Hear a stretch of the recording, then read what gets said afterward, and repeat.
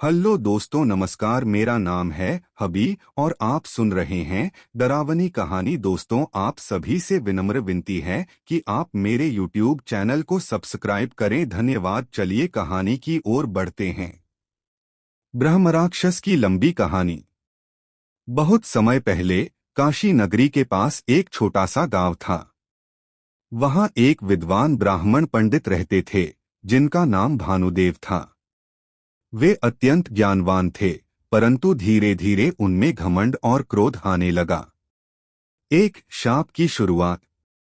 भानुदेव जब किसी से नाराज हो जाते तो उसे श्राप दे देते।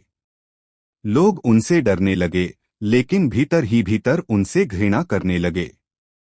एक बार उन्होंने अपने गुरु की आज्ञा का उल्लंघन किया और अपमानित किया। क्रोधित गुरु ने कहा, तुम्हारा ज्ञान और तप सब व्यर्थ हो जाएगा। मृत्यु के बाद तुम ब्रह्मराक्षस बनकर भटकते रहोगे। गुरु का श्राप सत्य हुआ। मृत्यु के बाद उनका शरीर तो मिट्टी में समा गया, परंतु उनकी आत्मा भयंकर रूप लेकर जंगलों और खंडहरों में भटकने लगी। वे बन गए ब्रह्मराक्षस। दो गांव पर आतंक। कहा जाता है कि गांव के बाहर एक पुराना पीपल का पेड़ था। रात होते ही वहां से अजीब आवाजें आने लगीं। कभी किसी स्त्री के रोने की आवाज, कभी हंसी की। जो भी व्यक्ति रात में उस पेड़ के पास जाता, वह या तो पागल लौटता या फिर कभी वापस नहीं आता।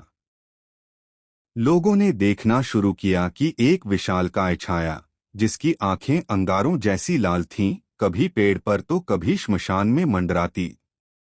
यह वही ब्रह्मराक्षस था।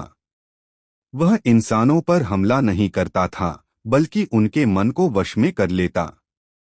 गांव के कई लोग उसकी चपेट में आकर अजीब हरकतें करने लगे। 3 रहस्यमयी साधु। गांव के लोग परेशान होकर एक साधु को बुलाए। साधु ने ध्यान लगाकर कहा, यह कोई साधारण भूत नहीं, यह ब्रह्मराक्षस है। इसका जन्म ज्ञान से हुआ था, पर अभिमान ने इसे श्राप दिया। जब तक कोई शुद्ध हृदय वाला व्यक्ति इसे मुक्त नहीं करेगा, यह यहीं भटकता रहेगा। 4 मुक्ति की राह। गांव में एक युवक था, अनिरुद्ध। उसका मन पवित्र और निडर था। उसने ठान लिया कि वह ब्रह्मराक्षस को मुक्त करेगा। अनिरुद्ध साधु के साथ जंगल में पहुंचा। अंधेरी रात थी, हवा में एक अजीब सी गंध थी।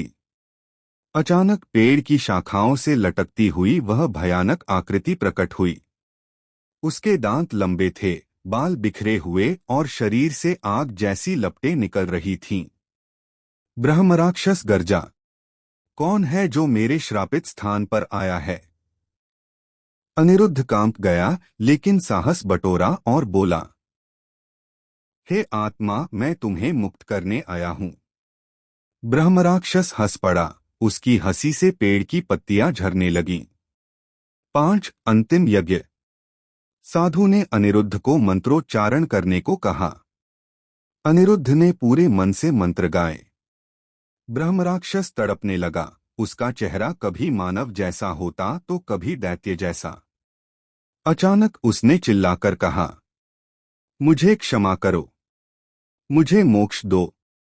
अग्निकुंड में आहुति डाली गई। पूरा जंगल जैसे जलने लगा। आकाश में बिजली कड़की और ब्रह्मराक्षस की भयानक चीख गूंज उठी।